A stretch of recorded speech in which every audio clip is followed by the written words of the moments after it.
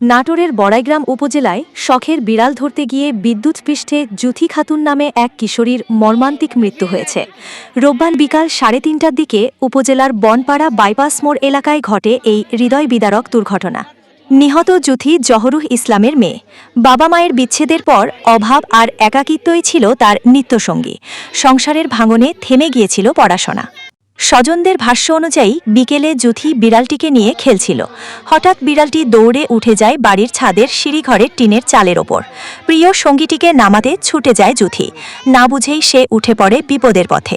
মুহূর্তের মধ্যেই বিদ্যুৎ সঞ্চালনের মেইন লাইনে তারের স্পর্শে নিভে যায় একটি ১৩ বছরের প্রাণ।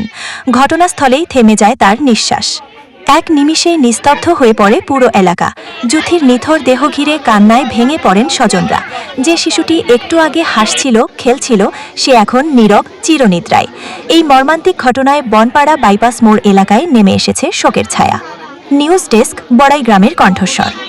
ঘটনা আমি আইসি দেখি যে আমার ভাস্তি উপরে পড়ে আছে। আমার পরিবার খবর দিছে সিদ্দিক মামা। আমি দৌড়া আইসি থেকে আমার ভাস্তি উপরে পড়ে আছে, কেউ ভয়ে নামায়ও নাই। আমি যখন কোলে লিছি তখনই আমার কোলে যান বাড়াই গেছে।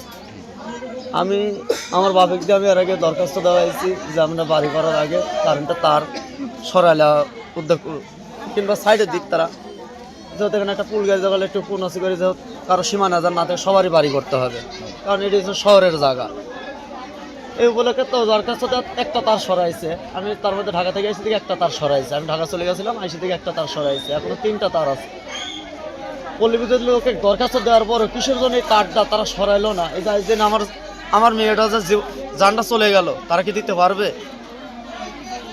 এখন হয়েছে তাদের কাছে আমার এইটাই আবেদন যে এই তারটা তারা সরায় নিক, তারটা সরায় না রাস্তায় দিক অথবা বাড়ি ছাড়া সীমানার বাইরে দিক, যান এরকম আর কেউ দুর্ঘটনা না হয়।